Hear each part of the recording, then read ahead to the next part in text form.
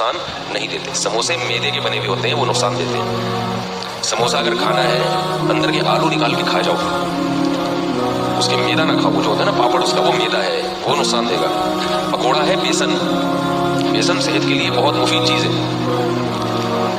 بیسن میں فراغت ہوتا ہے, طاقت ہوتی ہے. البتہ اس کو ہم چونکہ تیل میں تلتے ہیں تو وہ گڑبڑ کر جاتا ہے تھوڑا سا, تو اب افطاری میں تو چلتا ہے نا. تو اس لیے پکوڑوں کو جتنا بدنام کیا جاتا ہے نا, اتنا وہ قابل ملامت ہے نہیں.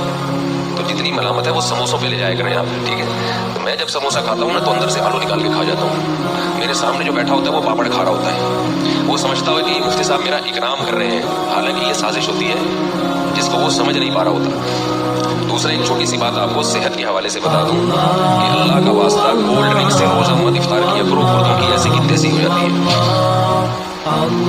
کولڈ ڈرنک ویسے بھی نقصان دہ چیز ہے, لیکن اگر آپ نے اس کے نقصان کو 100 گنا بڑھا دینا ہے تو اس کا طریقہ یہ ہے کہ آپ کولڈ ڈرنک سے روزہ افطار کریں. لوگ کیا کرتے ہیں کہ خالی پیٹ ہے, پیاس شدید لگ رہی ہے اور پیپسی سے روزہ افطار کر رہے ہیں. گردے جو ہے نا اس وقت مانگ رہے ہوتے ہیں کوئی لیکوڈ چیز. اس وقت آپ نے اگر پانی نہیں پیا اور آپ نے اس پہ کولڈ ڈرنک چڑھا دی تو وہ گردوں کی ایسی کی تیسی ہو جاتی ہے. کسی بھی ڈاکٹر سے پوچھیں, بہت جلدی برباد ہو جاتے ہیں گردے. تو پہلے 3-4 گلاس سادہ پانی پی لیں, پھر ویسے تو پھر بھی نہ پیے, لیکن اگر پھر پی لیا جائے تو اتنا نقصان نہیں دیتی. سمجھ رہے بات ہوگی نہیں سمجھ. اسی طرح چینی والی چیز افطاری میں, چینی کا شربت جو ہم پیتے ہیں خالی پیٹ, یہ بھی گردوں کو نقصان دیتا ہے. چینی جو ہے نا, چینی یہ وائٹ پوائزن ہے, وائٹ پوائزن سفید زہر ہے. چینی جب تیار ہوتی ہے تو یہ بالکل کالے کلر کی ہوتی ہے, یہ کوئلہ بن چکی ہوتی ہے. اس میں ایک کیمیکل ڈالا جاتا ہے رنگ کاٹ, جو اس کے رنگ کو کاٹ کے کیا بنا دیتا ہے, سفید کر دیتا ہے بالکل. تو وہ بہت خطرناک کیمیکل ہے. اب ہوتا یہ ہے کہ چینی والا شربت جب آپ پیئیں گے یہ خالی پیٹ, تو آپ کی پانی کی کمی پوری نہیں ہوتی. وہ جزء بدن بننے میں ٹائم لگاتا ہے اور چینی کی وجہ سے پیاس مزید بڑھ جاتی ہے. پانی پیتے رہتے ہیں مگر جسم میں پانی کی کمی پوری نہیں ہوتی. تو کام الٹا ہوا کہ نہیں ہوا, کیا خیال ہے بھائی؟ اور پھر اوپر سے وہ کیمیکل ہے. تو اس لیے بہتر یہ ہے کہ نبی صلی اللہ علیہ وسلم نے کھجور سے روزہ افطار کرنے کا حکم دیا. اس کو طیب چیز قرار دیں, کھجور کھائیں, اوپر سے سادہ پانی پی لیں, تھوڑا سا ٹھنڈا بھی ہو چلے گا. ہم چائنیز نہیں ہیں کہ بالکل ہی ابلے ہوئے پانی پئیں. اتنے بھی بیوقوف نہیں ہونے چاہیے انسان کو کہ وہ ابلے ہوئے پانی جو ہے نا گرم گرم پینا شروع کر دے. نبی صلی اللہ علیہ وسلم نے ہمیشہ ٹھنڈا پانی پیا ہے, لیکن فریج کا ٹھنڈا نہیں, چشموں کا ٹھنڈا. تو ہلکا سا پانی ٹھنڈا ہو یہ اچھا ہے, زیادہ نہ ہو. لیکن گرم پانی پینا ہے, اگر اس سے میرا ملفوظ یاد رکھیں کہ چائنیز کہتے ہیں گرم پانی سے عمر لمبی ہوتی ہے. گرم پانی پی کے زندہ رہنے سے بہتر ہے ٹھنڈا پانی پی کے مر جاؤ. صحیح ہے نا. ایسے زندگی کا کیا فائدہ جس میں آپ کو یہ لذت جو نبی صلی اللہ علیہ وسلم نے تو اللہ کی جو محبت مانگی ہے نا, اس کو تشبیہ دی ہے ٹھنڈے پانی سے کہ اے اللہ مجھے اپنی محبت محبوب بنا دے. وہ من الماء البارد, ٹھنڈے پانی سے بھی زیادہ محبوب بنا دے. اس سے کیا پتہ چلا کہ ٹھنڈا پانی انسان کو محبوب ہوتا ہے, اور نبی صلی اللہ علیہ وسلم کو بھی محبوب تھا. اور حدیث میں آتا ہے کہ ہمارے نبی کے لیے ٹھنڈا پانی کا باقاعدہ انتظام کیا جاتا تھا. اس کا کنویں کا, چشموں کا جو ٹھنڈا پانی لایا جاتا تھا. تو ٹھنڈا پانی جو نیچرل ٹھنڈا ہو یا تھوڑا بہت فریج کا رکھا ہوا ٹھنڈا, وہ زیادہ اچھا ہے بنسبت یہ جو کھولتے ہوئے گرم پانی پہ آج کل حکیموں نے لوگوں کو لگا دیا ہے, ڈاکٹروں نے بھی, اور چائنا والوں سے یہ بدعت شروع ہوئی ہے. تو یہ نہیں کیا کریں, صحیح ہے نا. بات سے بات نکلتی ہے, موضوع ادھورا چھوڑ دوں گا نا تو مصیبت ہو جائے گی, پھر وہ مسئلہ خراب ہو جائے گا. بعض لوگ کہتے ہیں ٹھنڈے پانی میں یہ فائدے ہیں, یہ فائدے ہیں, بہت سوری گرم پانی میں یہ فائدے ہیں, یہ فائدے ہیں. یقیناً فائدہ ہے, تبھی جو چائنا پی رہا ہے. لیکن جہاں فائدے ہوتے ہیں وہاں نقصانات بھی ہوتے ہیں. پہلی بات تو یہ وہ پانی نہیں ہے, اسے پانی کا مزہ ہی نہیں ہے. آپ پیاس کے وقت قہوے جیسا پانی پی لو تو مزہ تھوڑی آئے گا پینے میں. تو اللہ نے تو یہ ان نعمتوں میں لذت بھی تو رکھی ہے نا, کیا خیال ہے, لذت بھی تو رکھی ہے. اور دوسری بات یہ کہ جہاں کچھ فائدے ہیں وہاں کچھ نقصان بھی ہے, نقصان بھی ہے. وہ آپ کی جو انرجی ہے نا وہ ختم ہو جاتی ہے اس سے. آپ کبھی تجربہ کر کے دیکھیں, آپ دوپہر کھانا کھا کے گرم پانی پیے کھول دو, آپ کو کھلولے میں نیند نہیں آئے گی صحیح طرح سے, نیند خراب ہو جائے گی, آپ کی نیند کا سسٹم آپ کا متاثر ہوگا. تو کھانے کے بعد تو نہ ٹھنڈا پیے نہ گرم پیے, کھانے کے بعد 1 گھنٹے کے بعد آپ نے ہلکا سا ٹھنڈا پانی ہے, نارمل پانی کو پی لیا اس کو. تو افطاری میں چینی کا شربت خالی پیٹ بولنے بھائی نہ پیے, اس سے پانی کی کمی پوری نہیں ہوتی اور پیاس بار بار لگتی ہے. اور اگر کسی کو چینی کا شوق ہے ہی بہت زیادہ, تو چینی کا نقصان کم کرنے کے لیے آپ کو ٹوٹکا بتا رہا ہوں.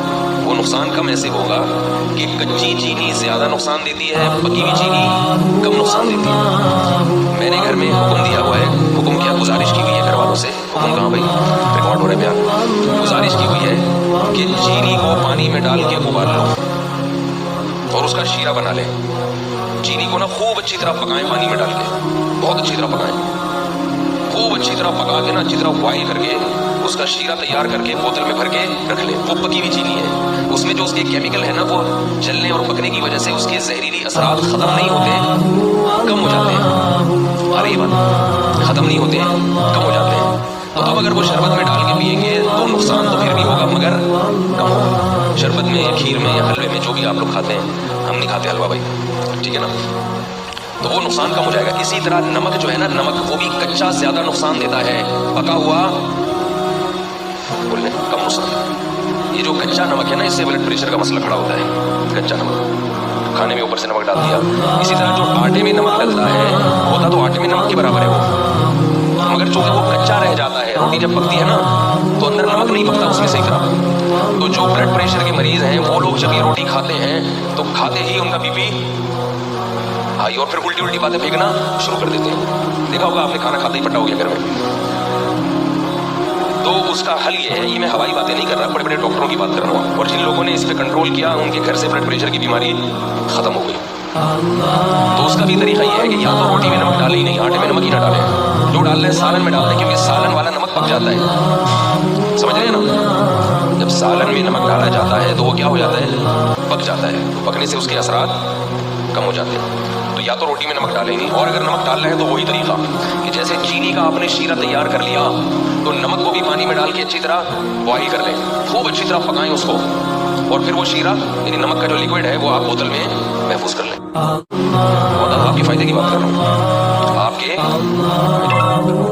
اور یہ ان چیزوں کا ہمارے دین اور مذہب سے بھی تعلق ہے. ہماری نبی نے صحت کی حفاظت کا ہمیں حکم دیا ہے, خاص طور پہ بلڈ پریشر سے صحت خراب نہیں ہوتی, ایمان بھی خراب ہو جاتا ہے, گھر بھی خراب ہو جاتا ہے. جو بیوی کے مریض ہیں نا, طلاقیں بھی اکثر وہی دیتے ہیں, اور بچوں کو بھی اٹھا کے کوٹتے رہیں گے, پھینکتے رہیں گے.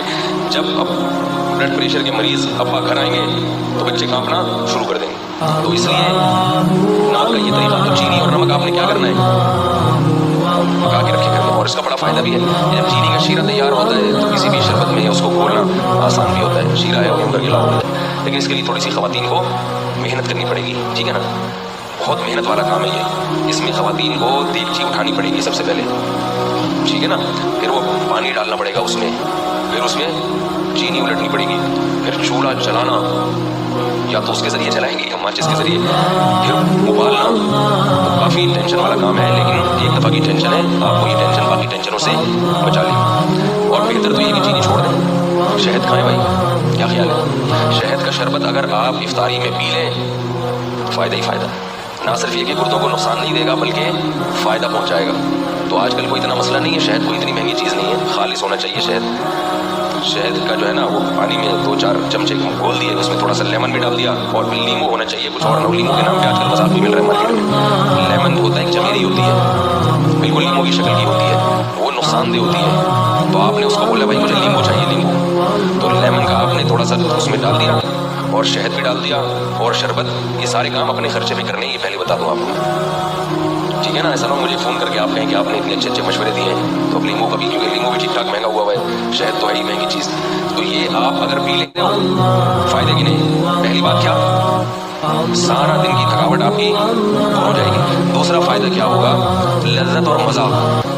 شہد اور لیمن کا شربت ملا کے پیے, مزہ نہ آئے ایسے واپس, بڑا مزہ آئے گا پینے میں. تیسرا کیا ہوگا, لذت اور مزہ. شہد اور لیمن کا شربت ملا کے پیے, مزہ نہ آئے ایسے واپس, بڑا مزہ آئے گا پینے میں. تیسرا فائدہ, آپ کے جسم کا کولیسٹرول بولے نا پگھلے گا, ہینڈسم اسمارٹ ہو جائیں گے, باریک ہونا شروع ہو جائیں گے. نتھر, یہ جو جتنی بھی آپ کے جسم میں فاضل اور فضول چیزیں جو صبح سحری میں کھا کے پیدا ہوئی تھی وہ کیا ہو جائیں گی, ختم ہو جائیں گی. نتھرنا شروع ہو جائے گا جسم, توند کم ہونا شروع ہو جائے گی آپ کی. سمجھ رہے ہو نہیں سمجھ رہے بھائی. اور چوتھا فائدہ کیا ہوگا کہ شہد میں اللہ نے روحانی برکتیں بھی رکھی ہیں. قرآن میں اللہ نے کہا نا فیہ شفاء للناس, تو اللہ نے تعریف کی ہے. تو جس کی اللہ تعریف کرے ظاہر ہے اس میں جسمانی برکتیں بھی ہیں اور روحانی برکتیں بھی ہیں. تو یہ 4 چیزیں, اور پھر آہستہ آہستہ چینی سے جان چھوڑ جائے گی.